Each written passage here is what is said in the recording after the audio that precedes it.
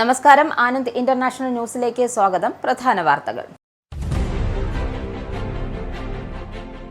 UK പ്രധാനമന്ത്രി care Starmer രാജിവെച്ചതോടെ labour പാർട്ടിയുടെ പുതിയ നേതാവായി തിരഞ്ഞെടുക്കപ്പെട്ട ആൻഡി ബെനം ബ്രിട്ടന്റെ പുതിയ പ്രധാനമന്ത്രിയായി ചുമതലയേൽക്കും. ചാൾസ് മൂന്നാമൻ രാജാവുമായുള്ള ഔദ്യോഗിക കൂടിക്കാഴ്ചയ്ക്ക് ശേഷം ആൻഡി ബെനം അധികാരം ഏറ്റെടുക്കും. ബെൻഹാമിന്റെ ബ്രിട്ടൻ ശാസ്ത്ര സാങ്കേതിക വകുപ്പ് നിർത്തലാക്കാൻ ഒരുങ്ങുന്നതിനെതിരെ പാർലമെന്റ് അംഗങ്ങളും IT വിദഗ്ധരും പ്രതിഷേധത്തിൽ. ഭരണപരമായ മാറ്റങ്ങളുടെ ഭാഗമായി department for science, innovation and technology നിർത്തലാക്കാനുള്ള പദ്ധതികൾ തയ്യാറാക്കാൻ ഉദ്യോഗസ്ഥർക്ക് നിർദ്ദേശം നൽകി ആൻഡി ബെനം. ലോകത്തിലെ ഏറ്റവും സമ്പന്നമായ 21 രാജ്യങ്ങളുടെ പട്ടികയിൽ ജനങ്ങളുടെ ആരോഗ്യസ്ഥിതിയിൽ വലിയ ഇടിവ് രേഖപ്പെടുത്തിയ 5 രാജ്യങ്ങളിലൊന്നായി UK പഴയ സ്ഥിതിയിലെത്താനുള്ള തീവ്ര ശ്രമത്തിൽ.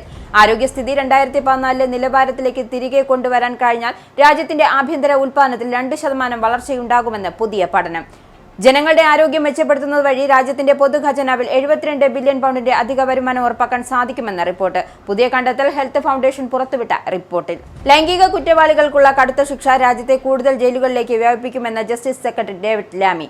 UK ജയിലുകളിൽ ലൈംഗിക കുറ്റവാളികളെ നിയന്ത്രിച്ചു നിർത്താൻ കെമിക്കൽ ഉപയോഗിച്ചുള്ള ഷണ്ഡീകരണം വ്യാപിപ്പിക്കുന്നു. രാജ്യത്തെ കൂടുതൽ ജയിലുകളിലേക്ക് കുറ്റവാളികളുടെ ലൈംഗിക ശേഷി ഇല്ലാതാക്കുന്ന നടപടി വ്യാപിപ്പിക്കുമെന്നും ലാമി.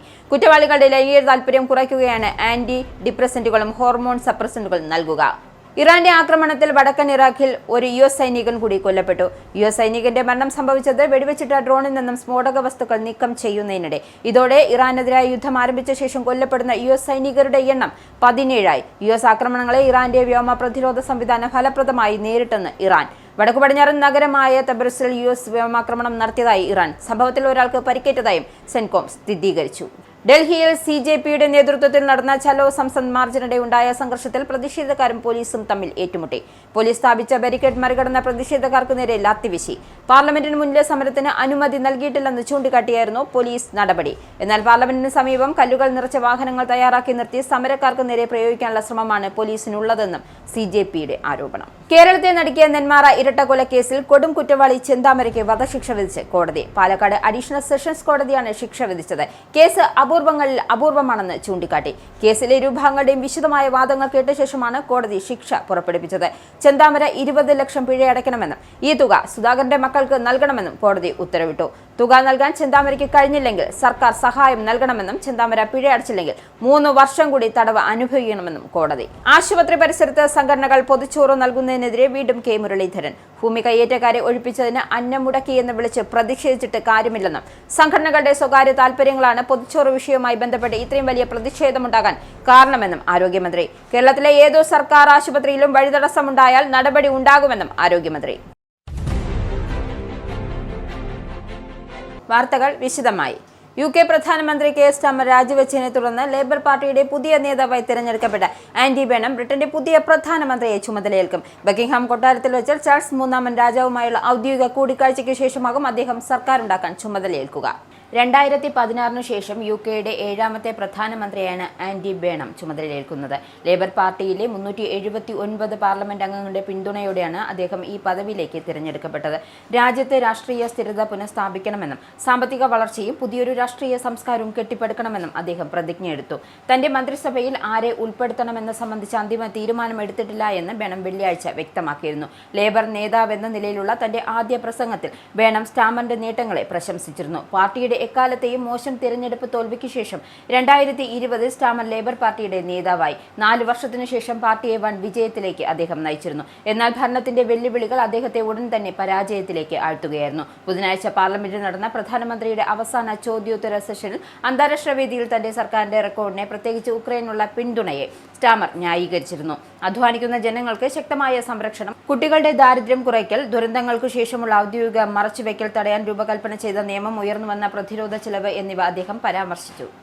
പുതിയ പ്രധാനമന്ത്രിയാവുന്ന ആൻഡി ബെനം ബ്രിട്ടന്റെ ശാസ്ത്ര സാങ്കേതിക വകുപ്പ് നിർത്തലാക്കാൻ ഒരുങ്ങുന്നതിനെതിരെ പാർലമെന്റ് അംഗങ്ങളും IT വിദഗ്ധരും പ്രതിഷേധത്തിൽ. ഭരണപരമായ മാറ്റങ്ങളുടെ ഭാഗമായി department for science, innovation and technology നിർത്തലാക്കാനുള്ള പദ്ധതികൾ തയ്യാറാക്കാൻ അദ്ദേഹം ഉദ്യോഗസ്ഥർക്ക് നിർദ്ദേശം നൽകി. ഈ തീരുമാനത്തിന് ഇതുവരെ അന്തിമ അനുമതി ലഭിച്ചിട്ടില്ല എങ്കിലും ഇത് വലിയ ആശങ്കയ്ക്കാണ് കാരണമായത്. ഷബാന മഹ്മൂദിനെ ചാൻസലറായി നിയമിക്കാനുള്ള സാധ്യത ഉൾപ്പെടെയുള്ള ബെനമിന്റെ ചില തീരുമാനങ്ങൾ ലേബർ പാർട്ടിക്കുള്ളിൽ തന്നെ അതൃപ്തി പ്രകടമായി. ഇതിനിടയിലാണ് പുതിയ വിവാദവും ഉണ്ടായിരിക്കുന്നത്. ശാസ്ത്ര സാങ്കേതിക നയങ്ങൾ ജോർദാൻ റെയ്നോൾഡ്സിന്റെ ബിസിനസ് വകുപ്പിലേക്ക് മാറ്റാനും AI മേൽനോട്ടം ഒരു മന്ത്രിക്ക് പകരം ക്യാബിനറ്റ് സെക്രട്ടറി ആന്റോണിയ റോമിയോയ്ക്ക് നൽകുവാനുമാണ് ഗവൺമെന്റിന്റെ നീക്കം. എന്നാൽ ഭാവിയിലേക്കുള്ള ഒരു പ്രധാന വകുപ്പിനെ ഇല്ലാതാക്കുന്ന നടപടിയാണ് ഇതെന്ന് ഒരു ലേബർ പാർട്ടി MP തന്നെ ഇതിനെ വിമർശിച്ചു. രാജ്യത്തിന്റെ സാമ്പത്തിക ഭദ്രതയ്ക്കും സുരക്ഷതയ്ക്കും സാങ്കേതികവിദ്യ ഏറ്റവും ആവശ്യമുള്ള ഈ സമയത്ത് മുതിർന്ന ശാസ്ത്ര ഉദ്യോഗസ്ഥരെ ഇത്തരം പുനഃസംഘടനകൾ കുടുക്കിയിടുന്നത് വലിയ തെറ്റാണെന്നും മുൻ AA ഉപദേശകൻ മാറ്റ് ക്ലിഫോർഡ് വ്യക്തമാക്കുന്നു. വരും വർഷങ്ങളിലെ ഭരണ നയങ്ങളിലും വിദേശ നയങ്ങളിലും AA വലിയ സ്വാധീനം ചെലുത്തുമെന്നും വിദേശകാര്യ സെക്രട്ടറി ഇവറ്റ് കൂപ്പറും വിദഗ്ധരും ഓർമ്മിപ്പിക്കുന്നുണ്ട്. മുൻപ് കെയർ സ്റ്റാമർ തന്നെ AA നമ്മുടെ തലമുറയെ നിർവചിക്കുന്ന അവസരം എന്ന് വിശേഷിപ്പിച്ചതും ഇതോടൊപ്പം അവർ ചൂണ്ടിക്കാണിക്കുന്നു. ഗൂഗിൾ ഏറ്റെടുത്ത ഡീപ് മൈൻഡ് വിജയം AA മേഖലയിൽ UKയുടെ വലിയ സാധ്യതകളെ കാണിക്കുന്നുണ്ട് എങ്കിലും അടുത്തിടെ ഒപ്പുവെച്ച US ടെക് കരാർ ബ്രിട്ടീഷ് AI രംഗത്തെ അമേരിക്കയുടെ ഒരു ഉപവിഭാഗമാക്കി മാറ്റുമോ എന്ന് പലരും ഭയപ്പെടുന്നു. ഇതിനിടയിൽ സാങ്കേതിക വിദ്യാ വകുപ്പ് നിർത്തലാക്കിയ വലിയൊരു ബിസിനസ് വകുപ്പിന് കീഴിലാക്കുന്നത് AI മേഖലയ്ക്ക് ലഭിക്കേണ്ട ശ്രദ്ധ കുറയുമെന്നും വകുപ്പുകൾ മാറ്റിയെടുക്കാൻ 6 മാസത്തോളം വെറുതെ കളയുന്നത് ഈ സമയത്തെ വലിയ നഷ്ടമായിരിക്കുമെന്നും സ്റ്റാർട്ടപ്പ് കോയിലിഷൻ ഡയറക്ടർ ഡോം ഹലാസ് വ്യക്തമാക്കുന്നു. ഈ നീക്കത്തിൽ പ്രമുഖ നിക്ഷേപകനായ ബാനർ ഹസീമും കടുത്ത നിരാശയിലാണ്. UKയിലെ ജനങ്ങളുടെ ഇടിയുന്ന ആരോഗ്യസ്ഥിതി 2014 നിലവാരത്തിലേക്ക് തിരികെ കൊണ്ടുവരാൻ കഴിഞ്ഞാൽ രാജ്യത്തിന്റെ ആഭ്യന്തര ഉൽപാദനത്തിൽ 2% വളർച്ചയുണ്ടാകുമെന്ന് പുതിയ പഠനം. ഹെൽത്ത് ഫൗണ്ടേഷൻ പുറത്തുവിട്ട പ്രബന്ധത്തിലാണ് ഈ കണ്ടെത്തലുള്ളത്. ജനങ്ങളുടെ ആരോഗ്യം മെച്ചപ്പെടുത്തുന്നതിന് വഴി രാജ്യത്തിന്റെ പൊതുഖജനാവിൽ 72 ബില്യൺ പൗണ്ടിന്റെ അധിക വരുമാനം ഉറപ്പാക്കാൻ സാധിക്കുമെന്ന് റിപ്പോർട്ട്. UKയിലെ നയരൂപകർത്താക്കൾ ജനങ്ങളുടെ ആരോഗ്യത്തെ കേവലം ഒരു സേവനമായി കാണാതെ വലിയൊരു സാമ്പത്തിക ആസ്തിയായി വിലയിരുത്തണമെന്നും ഹെൽത്ത് ഫൗണ്ടേഷൻ വാദിക്കുന്നു. സമ്പദ് വ്യവസ്ഥയെ മുന്നോട്ട് നയിക്കുന്ന യഥാർത്ഥ എഞ്ചിൻ ആരോഗ്യമുള്ള മനുഷ്യരുടെ തൊഴിൽ ശക്തിയാണ്. ആളുകൾക്ക് ജോലിയിൽ തുടരാൻ കഴിയുന്നതും കാര്യമായി പ്രവർത്തിക്കുന്നതും അവരുടെ ആരോഗ്യത്തെ ആശ്രയിച്ചാണ് ഇരിക്കുന്നത്. എന്നാൽ ലോകത്തെ ഏറ്റവും സമ്പന്നമായ 21 രാജ്യങ്ങളുടെ പട്ടിക പരിശോധിച്ചാൽ ജനങ്ങളുടെ ആരോഗ്യസ്ഥിതിയിൽ വലിയ ഇടിവ് രേഖപ്പെടുത്തിയ 5 രാജ്യങ്ങളൊന്നായി UK. 2014 അപേക്ഷിച്ച് നോക്കുമ്പോൾ കഴിഞ്ഞ ഒരു പതിറ്റാണ്ടിനിടെ UKയിൽ ആരോഗ്യമുള്ളയാൾ ആയിരിക്കുന്നതിന്റെ ആയുർദൈർഘ്യത്തെ 2 വർഷത്തിന്റെ കുറവാണ് രേഖപ്പെടുത്തിയിരിക്കുന്നത്. ഇതേ കാലയളവിൽ വിട്ടുമാറാത്ത ആരോഗ്യ പ്രശ്നങ്ങളുള്ള തൊഴിലെടുക്കുന്ന പ്രായത്തിലുള്ളവരുടെ എണ്ണം 11.7 ദശലക്ഷത്തിൽ നിന്നും 15.7 ദശലക്ഷമായി ഉയരുകയും ചെയ്തു. റിപ്പോർട്ട് ആരോഗ്യരംഗത്തെ വലിയ അസമത്വങ്ങളിലേക്കാണ് വിരൽ ചൂണ്ടുന്നത്. UKയിലെ ഏറ്റവും സമ്പന്നരായ 10% ആളുകൾ താമസിക്കുന്ന പ്രദേശങ്ങളിലെ ജനങ്ങൾക്ക് ഏറ്റവും ദരിദ്രമായ പ്രദേശങ്ങളിലുള്ളവരെക്കാൾ 20 വർഷം വരെ കൂടുതൽ ആരോഗ്യത്തോടെ ജീവിക്കാൻ സാധിക്കുന്നുണ്ട് എന്നും മാത്രമല്ല ആളുകൾക്ക് അസുഖം കൂടുമ്പോൾ സർക്കാരിന് ആശുപത്രി ചെലവുകളും അവർക്ക് നൽകേണ്ട സാമ്പത്തിക സഹായങ്ങളും കൂടേണ്ടി വരുന്നത് ബാധ്യതയാവുന്നു. കൂടാതെ രോഗം കാരണം ആളുകൾക്ക് ജോലി ചെയ്യാൻ കഴിയാതെ വരുമ്പോൾ രാജ്യത്തിന് നഷ്ടമാകുന്നത് വലിയൊരു തുകയുടെ നികുതി വരുമാനവും സാമ്പത്തിക ഉൽപാദനവുമാണ്. ആരോഗ്യ പ്രശ്നങ്ങൾ 2014 നിരക്കിലേക്ക് കുറയ്ക്കാൻ കഴിഞ്ഞാൽ അത് സാമ്പത്തിക ഉൽപാദനത്തിൽ 57 മില്യൺ പൗണ്ടിന്റെ വർധനവ് ഉണ്ടാകാൻ സാധിക്കുമെന്നാണ് ഹെൽത്ത് ഫൗണ്ടേഷന്റെ ഹെൽത്ത് ആൻഡ് ഇൻക്വാലിറ്റീസ് വിഭാഗം ഇടക്കാല ഡയറക്ടർ ഡേവിഡ് ഫിഞ്ച് ചൂണ്ടിക്കാട്ടുന്നു. രോഗികളെയും ഭിന്നശേഷിക്കാരെയും വയോജനങ്ങളെയും വീട്ടിൽ പരിചരിക്കുന്നവർക്ക് നൽകുന്ന അലവൻസ് ആനുകൂല്യവുമായി ബന്ധപ്പെട്ട് വീണ്ടും വിവാദം. കഴിഞ്ഞ വർഷം മാത്രം 10,000-കണക്കിന് ആളുകൾക്ക് നിയമപ്രകാരം ലഭിക്കേണ്ടിയിരുന്നതിലധികം തുക ലഭിച്ചതായി കണ്ടെത്തിയതാണ് പ്രശ്നങ്ങൾക്ക് വഴിവെച്ചത്. സർക്കാർ പുറത്തുവിട്ട കണക്കുകൾ അനുസരിച്ച് 32,559 പേർക്ക് അധികമായി പണം ലഭിച്ചപ്പോൾ 78 പേർക്ക് 20,000 പൗണ്ടിലേറെ വീതം തിരിച്ചടയ്ക്കേണ്ട സാഹചര്യമുണ്ടായി. കുടുംബാംഗങ്ങളെ പരിചരിക്കുന്നതിനൊപ്പം ഭാഗികമായി ജോലി ചെയ്യുന്നവരാണ് കൂടുതൽ ഈ പ്രശ്നത്തിൽ ഉൾപ്പെട്ടത്. കാരേഴ്സ് അലവൻസ് ലഭിക്കുന്നവർക്ക് നിശ്ചിത വരുമാന പരിധിയുണ്ട്. അധിക സമയം ജോലി ചെയ്യുകയോ ശമ്പള വർധനവ് ലഭിക്കുകയോ ചെയ്താൽ അത് അധികൃതരെ അറിയിക്കണം. എന്നാൽ പല കേസുകളിലും ഈ വിവരങ്ങൾ സമയത്തെ രേഖപ്പെടുത്താത്തതിനാൽ മാസങ്ങളോ വർഷങ്ങളോ കഴിഞ്ഞാണ് അധിക തുക ലഭിച്ചതായി കണ്ടെത്തുന്നത്. അപ്പോഴേക്കും തിരിച്ചടയ്ക്കേണ്ട തുക ആയിരക്കണക്കിന് പൗണ്ടുകളായി ഉയരും. തങ്ങൾ മനഃപൂർവ്വം നിയമലംഘനം നടത്തിയതല്ല എന്നും സർക്കാർ സംവിധാനത്തിലെ കാലതാമസമാണ് വലിയ കടബാധ്യതയ്ക്ക് കാരണമായതെന്നും നിരവധി പരിചരണക്കാർ പരാതിപ്പെടുന്നു. ബ്രിട്ടനിൽ കുടുംബാംഗങ്ങളെ പരിചരിക്കുകയും അതോടൊപ്പം പാർട്ട് ടൈം ജോലികൾ ചെയ്യുകയും ചെയ്യുന്ന മലയാളികളുടെ എണ്ണം ഗണ്യമാണ്. അതിനാൽ പുതിയ കണക്കുകൾ മലയാളി സമൂഹത്തിനിടയിലും ആശങ്ക ഉയർത്തുന്നുണ്ട്. മുന്നറിയിപ്പ് സംവിധാനങ്ങളും പരിശോധനകളും ശക്തമാക്കിയതായും തൊഴിൽ പെൻഷൻ വകുപ്പ് അറിയിച്ചിട്ടുണ്ട്. അപ്രതീക്ഷിതമായി വലിയ തുക തിരിച്ചടയ്ക്കേണ്ടി വരുന്ന സാഹചര്യം പല കുടുംബങ്ങളെയും സാമ്പത്തിക പ്രതിസന്ധിയിലേക്ക് തള്ളിവിടുന്നതായും കാരിയർ സംഘടനകൾ ചൂണ്ടിക്കാട്ടുന്നു. കൂടുതൽ വ്യക്തതയുള്ളതും ഉപയോക്തൃ സൗഹൃദവുമായ സംവിധാനം നടപ്പാക്കണമെന്ന ആവശ്യം ശക്തമാവുകയാണ്.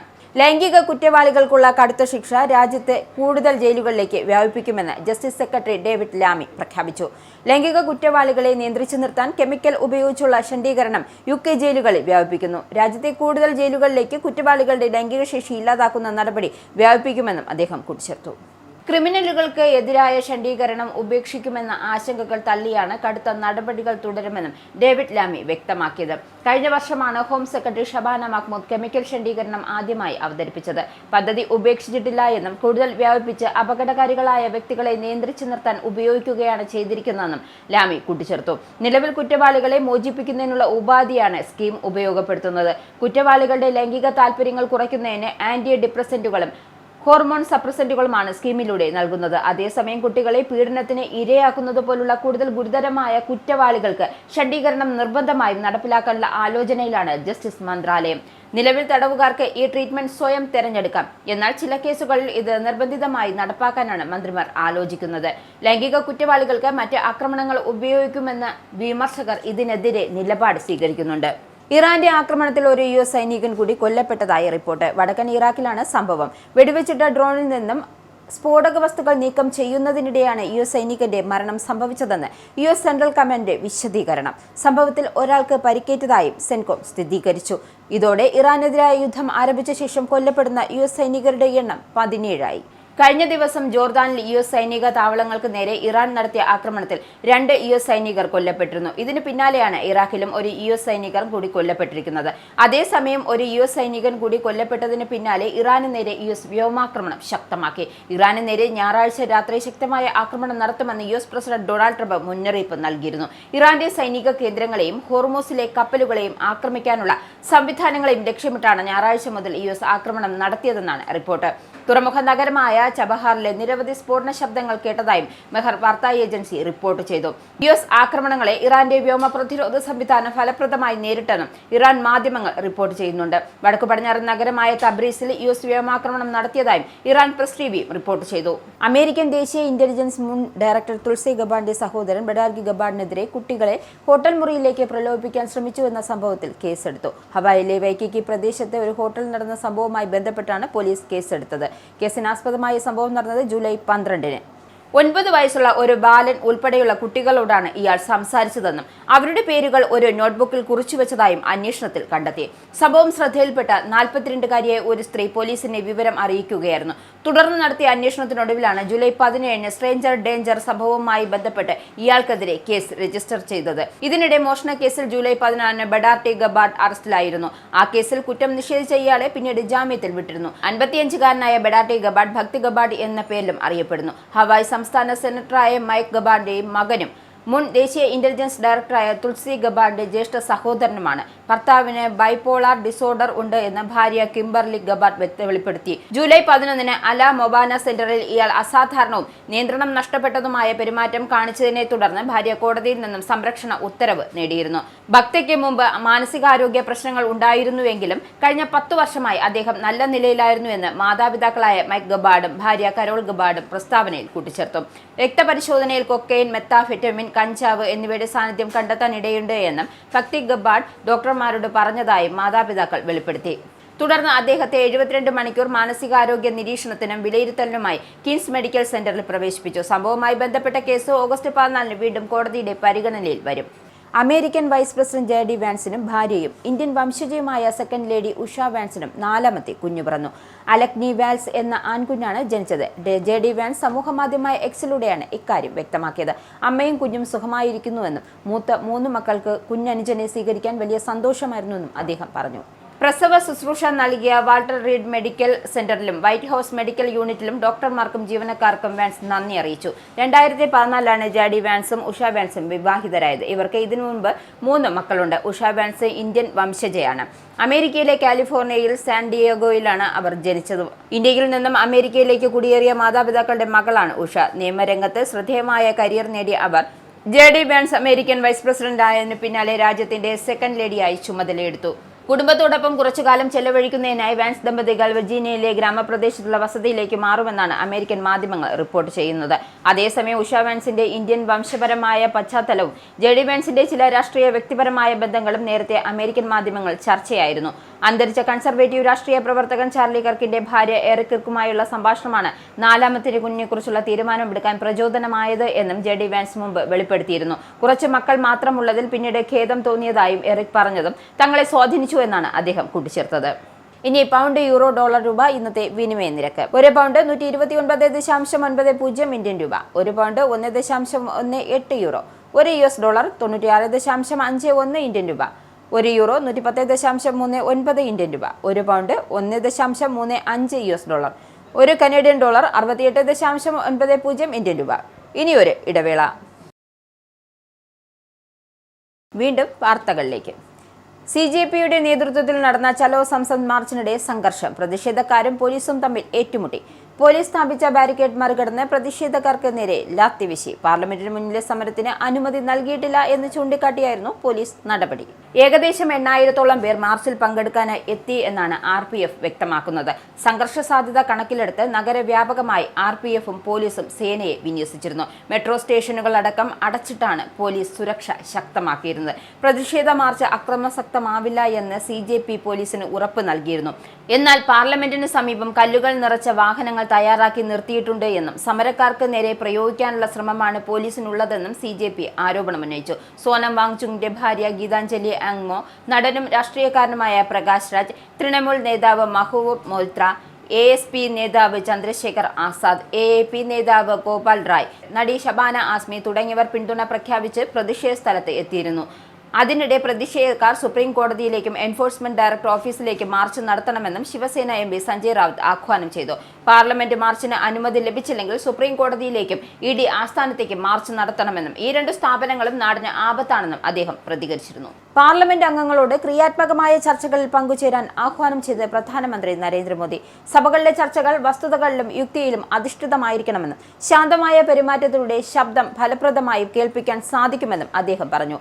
പാർലമെന്റിലെ വർഷകാല സമ്മേളനത്തിൽ മുന്നോടിയായി സംസാരിക്കുകയായിരുന്നു അദ്ദേഹം. മഴയെപ്പോലെ പാർലമെന്റ് സമ്മേളനവും സജീവവും ഫലപ്രദമാകുന്നത് രാജ്യത്തിന്റെ ക്ഷേമത്തിന് അത്യന്താപേക്ഷിതമാണെന്നും അദ്ദേഹം ഓർമ്മിപ്പിച്ചു. സഭയിൽ തടസ്സങ്ങൾ സൃഷ്ടിക്കുന്നതിനു പകരം അർത്ഥവത്തായ സംവാദങ്ങൾക്കാണ് പ്രാധാന്യം നൽകേണ്ടതെന്നും അദ്ദേഹം കൂട്ടിച്ചേർത്തു.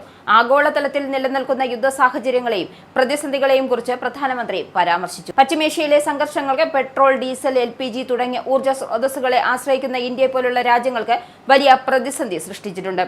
എന്നിരുന്നാലും ഇത്തരം തടസ്സങ്ങളെ അതിജീവിച്ച് 7.7% വളർച്ചാ നിരക്കോടെ ലോകത്തിലെ ഏറ്റവും വേഗത്തിൽ വളരുന്ന സമ്പദ് വ്യവസ്ഥയായി ഇന്ത്യ മാറിയെന്നും അദ്ദേഹം ചൂണ്ടിക്കാട്ടി. ഈ വളർച്ച രാജ്യത്തിന്റെ ആഭ്യന്തര കരുത്തിന്റെ പ്രതിഫലനമാണെന്നും അദ്ദേഹം കൂട്ടിച്ചേർത്തു. റിഫോം എക്സ്പ്രസ് എന്ന വികസന പാതയിലൂടെ രാജ്യം കുതിക്കുകയാണെന്നും പ്രധാനമന്ത്രി വ്യക്തമാക്കി. രാജസ്ഥാനിൽ അടുത്തിടെ പ്രവർത്തന സജ്ജമായ എണ്ണ സംസ്കരണശാലയും പുതിയ സെമി കണ്ടക്ടർ പ്ലാന്റും ഇതിന്റെ ഉദാഹരണങ്ങളാണ്. കൂടാതെ ലോകത്തിലെ തന്നെ ഏറ്റവും കരുത്തുറ്റരായ എഞ്ചിനുള്ള ഗ്രീൻ ഹൈഡ്രജൻ ട്രെയിൻ ഇന്ത്യ അവതരിപ്പിച്ചത് ശാസ്ത്രജ്ഞരുടെയും എഞ്ചിനീയർമാരുടെയും കഠിന അധ്വാനത്തിന്റെ ഫലമാണെന്നും അദ്ദേഹം പറഞ്ഞു. ഈ നേട്ടങ്ങളെയെല്ലാം രാജ്യത്തെ യുവാക്കൾക്ക് വലിയ ആത്മവിശ്വാസം നൽകുന്നതായും അദ്ദേഹം നിരീക്ഷിച്ചു. അടുത്ത വർഷം ആദ്യം നടക്കുന്ന UP നിയമസഭാ തെരഞ്ഞെടുപ്പിൽ അയോധ്യ രാമക്ഷേത്ര സംഭാവന കൊള്ള BJPക്കെതിരെ പ്രചരണമായുധമാക്കാൻ സമാജ്വാദി പാർട്ടിയും കോൺഗ്രസും അടക്കമുള്ള പ്രതിപക്ഷം അയോധ്യയും മധുരയും കാശിയും കുംഭമേളയും അടക്കമുള്ള വിഷയമുയർത്തി ഭരണ തുടർച്ച ഉറപ്പാക്കാനുള്ള BJP തന്ത്രത്തെ പ്രതിരോധിക്കുകയാണ് ലക്ഷ്യം. അതേസമയം രാമക്ഷേത്രത്തിൽ നടക്കുന്ന അന്വേഷണം അടക്കം താഴെത്തട്ടിലെത്തിച്ച് ജനവിശ്വാസം വീണ്ടെടുക്കാൻ ബൂത്ത് തല പ്രചരണത്തിനായി BJP general secretary Dharampal Singh തന്നെ രംഗത്തിറങ്ങി. ബുധനാഴ്ചയ്ക്കകം എല്ലാ നിയോജക മണ്ഡലത്തിലും ബൂത്ത് തല സമ്മേളനങ്ങൾ പൂർത്തിയാക്കും. സംഭാവനക്കൊള്ള മുൻനിർത്തി കോൺഗ്രസ്, SP, BSP നേതാക്കൾ BJPക്കെതിരെ നിരന്തരം ശക്തമായ ആക്രമണം തുടരുകയാണ്. BJPയുടെ പ്രതിസന്ധി ഘട്ടത്തെ PDPയെ മുന്നണി പ്രഖ്യാപനത്തിലൂടെ ഉപയോഗപ്പെടുത്താനാണ് SP ദേശീയ അധ്യക്ഷൻ അഖിലേഷ് യാദവിന്റെ ശ്രമം. പിച്ച്ഡ, ദളിത്, അല്പസംഖ്യ എന്ന കൂട്ടുണ്ടാക്കാനാണ് നീക്കം. 14 ജനറൽ സീറ്റിലടക്കം ഈ വിഭാഗത്തിൽ നിന്നുമുള്ള 100 സ്ഥാനാർത്ഥികളെ നിർത്തും. അയോധ്യ ക്ഷേത്രത്തിൽ സന്ദർശനം നടത്തി PCC അധ്യക്ഷൻ അജയ് റായും സംഘവും സംഭാവനക്കുള്ള വിഷയം സജീവമായി നിലനിർത്താൻ നോക്കുന്നുണ്ട്. കേരളത്തെ നടുക്കിയ നെന്മാറ ഇരട്ടക്കൊല കേസിൽ കൊടും കുറ്റവാളി ചെന്താമരയ്ക്ക് വധശിക്ഷ വിധിച്ച് കോടതി. പാലക്കാട് അഡീഷണൽ സെഷൻസ് കോടതിയാണ് ശിക്ഷ വിധിച്ചത്. കേസിൽ ഇരുവിഭാഗങ്ങളുടെയും വിശദമായ വാദങ്ങൾ കേട്ട ശേഷമാണ് കോടതി ശിക്ഷ പുറപ്പെടുവിച്ചത്.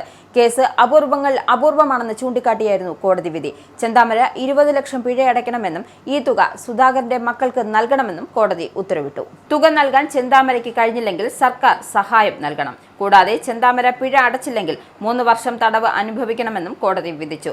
ചെന്താമരയ്ക്ക് മാനസിക പ്രശ്നങ്ങളില്ലെന്നും സൈക്കാട്രിസ്റ്റ് റിപ്പോർട്ടുകൾ ഇത് ശരിവെക്കുന്നുണ്ട് എന്നും കോടതി കൂട്ടിച്ചേർത്തു. ഗാന്ധിയല്ല താനെന്നും പ്രതി കോടതിയിൽ പറഞ്ഞു. ഞാൻ അങ്ങോട്ട് പ്രശ്നത്തിന് പോകില്ല, ഇങ്ങോട്ട് വന്നാൽ വെറുതെ വിടില്ലെന്നും ചെന്താമര പറഞ്ഞെന്നും കോടതി ചൂണ്ടിക്കാട്ടി. പ്രതിയെ പ്രകോപിപ്പിച്ച് എന്നതാണ് കുറ്റം ചെയ്യാനുള്ള കാരണം. കൊല്ലപ്പെട്ട സുധാകരന്റെ മകളുടെ കാര്യത്തിൽ ഡിഫൻസ് കൗൺസിൽ മുൻപാകെ പ്രതി കുറ്റബോധം കാണിച്ചു. പ്രതിക്ക് മാനസാന്തരം ഉണ്ടാകില്ല. ഇരകളുടെ ഭാഗത്തു നിന്ന് പ്രകോപനം ഉണ്ടായിട്ടില്ല. പ്രകോപനം ഇല്ലാതെയാണ് ചെന്താമരയുടെ കുറ്റകൃത്യം. മാനസാന്തരപ്പെടാനുള്ള സാധ്യത കൂടി നോക്കിയാണ് ശിക്ഷ വിധിക്കാറുള്ളത്. സമൂഹത്തിന് പ്രതി പ്രശ്നക്കാരൻ ആണെങ്കിൽ വധശിക്ഷ നൽകാമെന്നും വിവിധ ഹൈക്കോടതി വിധികളുണ്ട്. എല്ലാ കുറ്റവാളികൾക്കും ഭാവിയുണ്ട്. എല്ലാ വിശുദ്ധർക്കും ഭൂതമുണ്ട്. സുധാകരന്റെ മക്കൾക്ക് ചെന്താമര ഭീഷണിയാണ്. കൊലപാതകങ്ങൾ ചെയ്തതിൽ പ്രതിക്ക് കുറ്റബോധമില്ല. ജാമ്യം ലംഘിച്ചാണ് കൊലപാതകങ്ങൾ നടത്തിയത്. ചെന്താമര വീണ്ടും കുറ്റം ചെയ്യാൻ സാധ്യത ഉള്ളയാളാണെന്നും ജില്ലാ പ്രൊബേഷൻ ഓഫീസറുടെ റിപ്പോർട്ടുണ്ടെന്നും കോടതി കൂട്ടിച്ചേർത്തു. VS-ന്റെ ഓർമ്മക്കുറിപ്പുമായുള്ള ദേശാഭിമാനി വാരാന്ത്യ പതിപ്പ് പുറത്തിറങ്ങി. മുഴങ്ങുന്നിപ്പോഴും ആ കടലിരുമ്പം എന്ന തലക്കെട്ടോടെയാണ് ഓർമ്മക്കുറിപ്പ്. കള്ളൻ വിജയൻ എന്ന നാടക പ്രവർത്തകനെ കുറിച്ചുള്ള ലേഖനം ഇന്നിറങ്ങിയ പതിപ്പിലില്ല. മുഴങ്ങുന്നിപ്പോഴും ആ കടലിരുമ്പം എന്ന പേരിലാണ് ഓർമ്മക്കുറിപ്പ്. KV സുധാകരൻ ഉൾപ്പെടെയുള്ളവർ എഴുതിയ ഓർമ്മക്കുറിപ്പുകൾ വാരാന്ത്യ പതിപ്പിലുണ്ട്. 1-ാം പേജിലും അവസാന പേജിലുമാണ് ഓർമ്മക്കുറിപ്പുകൾ ഉള്ളത്. ഇന്നലെ സാങ്കേതിക പ്രശ്നങ്ങളെ തുടർന്ന് വാരാന്ത്യ പതിപ്പ് പുറത്തിറക്കിയിരുന്നില്ല. കള്ളൻ വിജയൻ എന്ന നാടക പ്രവർത്തകനെ കുറിച്ചുള്ള ലേഖനം വാരാന്ത്യ പതിപ്പിൽ ഉണ്ടായതാണെന്നും പ്രശ്നത്തിന് കാരണം. എന്നാൽ ഇന്നിറങ്ങിയ വാരാന്ത്യ പതിപ്പിൽ കള്ളൻ വിജയനെ കുറിച്ചുള്ള ലേഖനമില്ല. തന്നെക്കുറിച്ചുള്ള വിവരങ്ങളും ഫോട്ടോയും ദേശാഭിമാനി ശേഖരിച്ചിരുന്നുവെന്നും കള്ളൻ വിജയൻ വ്യക്തമാക്കി. എന്നാൽ വാരാന്ത്യ പതിപ്പിൽ നിന്നും ലേഖനം ഒഴിവാക്കുകയായിരുന്നു. അതേസമയം ദേശാഭിമാനി ലേഖന വിവാദത്തിൽ റെസിഡന്റ് എഡിറ്റർ M. സ്വരാജിന്റെ വാദം തള്ളി നാടക പ്രവർത്തകൻ വിജയനെത്തി. ലേഖനത്തിനായി ദേശാഭിമാനിയെ വിളിച്ചിരുന്നുവെന്നും ആവശ്യപ്പെട്ട പ്രകാരം ഗ്രൂപ്പ് ഫോട്ടോ നൽകിയെന്നും വിജയൻ കൂട്ടിച്ചേർത്തു. ലേഖനം പ്രസിദ്ധീകരിക്കും എന്നാണ് അറിയിച്ചത്. എന്താണ് സംഭവിച്ചത് എന്ന് അറിയില്ലെന്നും വിജയൻ പറഞ്ഞു. കള്ളൻ വിജയനെ കുറിച്ച് ലേഖനം ഇല്ലെന്നായിരുന്നു M. സ്വരാജ് പറഞ്ഞത്. VS അച്യുതാനന്ദനെ കുറിച്ചുള്ള അനുസ്മരണക്കുറിപ്പുമായി ഇറങ്ങേണ്ട ദേശാഭിമാനി വാരാന്ത്യ പതിപ്പ് ഒഴിവാക്കിയതിലായിരുന്നു വിവാദം. കള്ളൻ വിജയൻ എന്ന തലക്കെട്ടിൽ ഒരു നാടക പ്രവർത്തകനെ പറ്റിയുള്ള ലേഖനത്തെ ചൊല്ലി എഡിറ്റോറിയൽ വിഭാഗത്തിലുണ്ടായ തർക്കമാണ് കാരണമെന്നാണ് വിവരം. എന്നാൽ കള്ളൻ വിജയനെ കുറിച്ച് ലേഖനം തയ്യാറാക്കിയിട്ടില്ല എന്നാണ് Deshabhimani resident editor M. Swaraj വിശദീകരിച്ചത്. എന്നാൽ സ്വരാജിന്റെ വിശദീകരണം പൂർണ്ണമായും നിഷേധിച്ചായിരുന്നു കള്ളൻ വിജയൻ രംഗത്തെത്തിയത്. ആശുപത്രി പരിസരത്ത് സംഘടനകൾ പൊതിച്ചോറ് നൽകുന്നതിനെതിരെ വീണ്ടും K. മുരളീധരൻ. ഭൂമി കയ്യേറ്റക്കാരെ ഒഴിപ്പിച്ചതിന് അന്നം മുടക്കി എന്ന് വിളിച്ച് പ്രതിഷേധിച്ചിട്ട് കാര്യമില്ല. സംഘടനകളുടെ സ്വകാര്യ താൽപര്യങ്ങളാണ് പൊതിച്ചോറ് വിഷയവുമായി ബന്ധപ്പെട്ട് ഇത്രയും വലിയ പ്രതിഷേധമുണ്ടാകാൻ കാരണമെന്നും അദ്ദേഹം പറഞ്ഞു. കോളേജിന്റെ അകത്തു ബാനർ കെട്ടാൻ രാഷ്ട്രീയ സംഘടനകൾക്ക് അധികാരമില്ല. DYFIക്കോ സേവാഭാരതിക്കോ സർക്കാരിന്റെ സ്വത്ത് സ്വകാര്യമായി കൈകാര്യം ചെയ്യാൻ അനുവാദമില്ല. ഈ തീരുമാനത്തിൽ DYFIയും സേവാഭാരതിയും തീരുമാനത്തിൽ പ്രതിഷേധിക്കുന്നുണ്ട്. കേരളത്തിൽ ഏതു സർക്കാർ ആശുപത്രിയിൽ വഴിതടസ്സമുണ്ടായാലും നടപടി ഉണ്ടാകുമെന്നും മുരളീധരൻ കൂട്ടിച്ചേർത്തു. ഇപ്പോൾ ആലപ്പുഴ മെഡിക്കൽ കോളേജിൽ മാത്രമാണ് കമ്മ്യൂണിറ്റി കിച്ചൺ വഴി ഭക്ഷണ വിതരണം ചെയ്യാനുള്ള തീരുമാനം. ആലപ്പുഴയിൽ കമ്മ്യൂണിറ്റി കിച്ചൺ നടത്താനും കയ്യേറ്റക്കാരെ ഒഴിപ്പിക്കുവാനും HDSലെ അംഗങ്ങളാണ് തീരുമാനിച്ചത്. സ്ഥലം കയ്യേറിയതായി പരാതി തന്നതും അവരാണെന്നും മന്ത്രി പറഞ്ഞു. രോഗികൾക്ക് മെഡിക്കൽ കോളേജ് തന്നെ പരിശോധനകൾക്കുള്ള സൗകര്യമൊരുക്കിയത് അടുത്തുള്ള 2 സ്വകാര്യ ലാബുകാർക്ക് തിരിച്ചടിയായി. ഇതിന്റെ ഉടമസ്ഥർ ആരെന്ന് പരിശോധിച്ചാൽ പൊതിച്ചോറ് വിഷയത്തിലെ പ്രതിഷേധത്തിന്റെ കാരണം മനസ്സിലാകുമെന്നും മന്ത്രി കൂട്ടിച്ചേർത്തു. രാഷ്ട്രീയ നേതാക്കളുടെ പേരുകൾ സർക്കാർ സ്ഥാപനങ്ങൾക്ക് നൽകുന്നത് പുതുമയില്ല. ഉന്നത സ്ഥാനങ്ങൾ വഹിച്ചിരുന്നവരുടെ പേരിടുന്നതിൽ ബാനർ വലിച്ചു കെട്ടി സ്ഥലം കയ്യേറുന്നതും തമ്മിൽ വലിയ വ്യത്യാസമുണ്ടെന്നും അദ്ദേഹം കൂട്ടിച്ചേർത്തു. ഇനി സ്പോർട്സ്.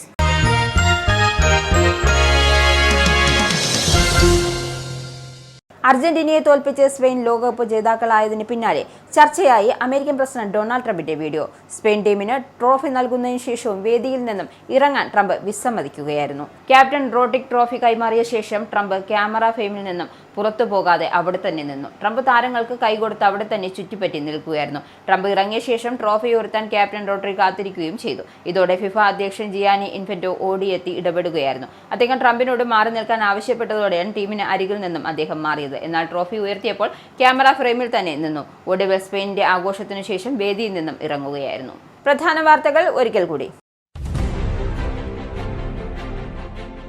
UK പ്രധാനമന്ത്രി കെയർ സ്റ്റാർമർ രാജിവെച്ചതോടെ ലേബർ പാർട്ടിയുടെ പുതിയ നേതാവായി തിരഞ്ഞെടുക്കപ്പെട്ട ആൻഡി ബെനം ബ്രിട്ടന്റെ പുതിയ പ്രധാനമന്ത്രിയായി ചുമതലയേൽക്കും. ചാൾസ് മൂന്നാമൻ രാജാവുമായുള്ള ഔദ്യോഗിക കൂടിക്കാഴ്ചയ്ക്ക് ശേഷം ആൻഡി ബെനം അധികാരം ഏറ്റെടുക്കും. ബെൻഹാമിന്റെ ബ്രിട്ടൻ ശാസ്ത്ര സാങ്കേതിക വകുപ്പ് നിർത്തലാക്കാൻ ഒരുങ്ങുന്നതിനെതിരെ പാർലമെന്റ് അംഗങ്ങളും IT വിദഗ്ധരും പ്രതിഷേധത്തിൽ. ഭരണപരമായ മാറ്റങ്ങളുടെ ഭാഗമായി department for science, innovation and technology നിർത്തലാക്കാനുള്ള പദ്ധതികൾ തയ്യാറാക്കാൻ ഉദ്യോഗസ്ഥർക്ക് നിർദ്ദേശം നൽകി ആൻഡി ബെനം.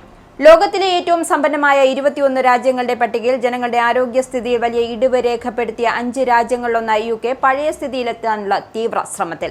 ആരോഗ്യസ്ഥിതി 2014 നിലവാരത്തിലേക്ക് തിരികെ കൊണ്ടുവരാൻ കഴിഞ്ഞാൽ രാജ്യത്തിന്റെ ആഭ്യന്തര ഉൽപ്പാദനത്തിൽ 2% വളർച്ചയുണ്ടാകുമെന്ന് പുതിയ പഠനം. ജനങ്ങളുടെ ആരോഗ്യം മെച്ചപ്പെടുത്തുന്നത് വഴി രാജ്യത്തിന്റെ പൊതുഖജനാവിൽ 72 ബില്യൺ പൗണ്ടിന്റെ അധിക വരുമാനം ഉറപ്പാക്കാൻ സാധിക്കുമെന്ന റിപ്പോർട്ട്. പുതിയ കണ്ടെത്തൽ ഹെൽത്ത് ഫൗണ്ടേഷൻ പുറത്തുവിട്ട റിപ്പോർട്ടിൽ. ലൈംഗിക കുറ്റവാളികൾക്കുള്ള കടുത്ത ശിക്ഷ രാജ്യത്തെ കൂടുതൽ ജയിലുകളിലേക്ക് വ്യാപിപ്പിക്കുമെന്ന justice secretary David Lammy. UK ജയിലുകൾ ലൈംഗിക കുറ്റവാളികളെ നിയന്ത്രിച്ചു നിർത്താൻ കെമിക്കൽ ഉപയോഗിച്ചുള്ള ഷണ്ഡീകരണം വ്യാപിപ്പിക്കുന്നു. രാജ്യത്തെ കൂടുതൽ ജയിലുകളിലേക്ക് കുറ്റവാളികളുടെ ലൈംഗിക ശേഷി ഇല്ലാതാക്കുന്ന നടപടി വ്യാപിപ്പിക്കുമെന്നും ലാമി. കുറ്റവാളികളുടെ ലൈംഗിക താൽപര്യം കുറയ്ക്കുകയാണ് ആന്റി ഡിപ്രസന്റുകളും ഹോർമോൺ സപ്രസന്റുകളും നൽകുക. ഇറാന്റെ ആക്രമണത്തിൽ വടക്കൻ ഇറാഖിൽ ഒരു US സൈനികൻ കൂടി കൊല്ലപ്പെട്ടു. US സൈനികന്റെ മരണം സംഭവിച്ചത് വെടിവെച്ചിട്ട ഡ്രോണിൽ നിന്നും സ്ഫോടക വസ്തുക്കൾ നീക്കം ചെയ്യുന്നതിനിടെ. ഇതോടെ ഇറാനെതിരായ യുദ്ധം ആരംഭിച്ച ശേഷം കൊല്ലപ്പെടുന്ന US സൈനികരുടെ എണ്ണം 17ആയി. US ആക്രമണങ്ങളെ ഇറാന്റെ വ്യോമ പ്രതിരോധ സംവിധാനം ഫലപ്രദമായി നേരിട്ടെന്ന് ഇറാൻ. വടക്കു പടിഞ്ഞാറൻ നഗരമായ തബ്രിസിൽ US വ്യോമാക്രമണം നടത്തിയതായി ഇറാൻ. സംഭവത്തിൽ ഒരാൾക്ക് പരിക്കേറ്റതായും സെൻകോം സ്ഥിരീകരിച്ചു. ഡൽഹിയിൽ CJPയുടെ നേതൃത്വത്തിൽ നടന്ന ചലോ സംസദ് മാർച്ചിനിടെ ഉണ്ടായ സംഘർഷത്തിൽ പ്രതിഷേധക്കാരും പോലീസും തമ്മിൽ ഏറ്റുമുട്ടി. പോലീസ് സ്ഥാപിച്ച ബാരിക്കേഡ് മറികടന്ന പ്രതിഷേധക്കാർക്ക് നേരെ ലാത്തിവീശി. പാർലമെന്റിന് മുന്നിലെ സമരത്തിന് അനുമതി നൽകിയിട്ടില്ലെന്ന് ചൂണ്ടിക്കാട്ടിയായിരുന്നു പോലീസ് നടപടി. എന്നാൽ പാർലമെന്റിന് സമീപം കല്ലുകൾ നിറച്ച വാഹനങ്ങൾ തയ്യാറാക്കി നിർത്തി സമരക്കാർക്ക് നേരെ പ്രയോഗിക്കാനുള്ള ശ്രമമാണ് പോലീസിനുള്ളതെന്നും CJPയുടെ ആരോപണം. കേരളത്തെ നടുക്കിയ നെന്മാറ ഇരട്ടക്കൊലക്കേസിൽ കൊടും കുറ്റവാളി ചെന്താമരയ്ക്ക് വധശിക്ഷ വിധിച്ച് കോടതി. പാലക്കാട് അഡീഷണൽ സെഷൻസ് കോടതിയാണ് ശിക്ഷ വിധിച്ചത്. കേസ് അപൂർവങ്ങളിൽ അപൂർവമാണെന്ന് ചൂണ്ടിക്കാട്ടി. കേസിലെ ഇരുഭാഗങ്ങളുടെയും വിശദമായ വാദങ്ങൾ കേട്ട ശേഷമാണ് കോടതി ശിക്ഷ പുറപ്പെടുവിച്ചത്. ചെന്താമര 20 ലക്ഷം പിഴയടയ്ക്കണമെന്നും ഈ തുക സുധാകരന്റെ മക്കൾക്ക് നൽകണമെന്നും കോടതി ഉത്തരവിട്ടു. തുക നൽകാൻ ചെന്താമരയ്ക്ക് കഴിഞ്ഞില്ലെങ്കിൽ സർക്കാർ സഹായം നൽകണമെന്നും ചെന്താമര പിഴയടച്ചില്ലെങ്കിൽ 3 വർഷം കൂടി തടവ് അനുഭവിക്കണമെന്നും കോടതി. ആശുപത്രി പരിസരത്ത് സംഘടനകൾ പൊതിച്ചോറ് നൽകുന്നതിനെതിരെ വീണ്ടും K മുരളീധരൻ. ഭൂമി കയ്യേറ്റക്കാരെ ഒഴിപ്പിച്ചതിന് അന്നം മുടക്കിയെന്ന് വിളിച്ച് പ്രതിഷേധിച്ചിട്ട് കാര്യമില്ലെന്നും സംഘടനകളുടെ സ്വകാര്യ താൽപര്യങ്ങളാണ് പൊതിച്ചോറ് വിഷയവുമായി ബന്ധപ്പെട്ട് ഇത്രയും വലിയ പ്രതിഷേധമുണ്ടാകാൻ കാരണമെന്നും ആരോഗ്യമന്ത്രി. കേരളത്തിലെ ഏതോ സർക്കാർ ആശുപത്രിയിലും വഴിതടസ്സമുണ്ടായാൽ നടപടി ഉണ്ടാകുമെന്നും ആരോഗ്യമന്ത്രി. ഈ ബുള്ളറ്റിൻ ഇവിടെ സമാപിക്കുന്നു. നന്ദി, നമസ്കാരം.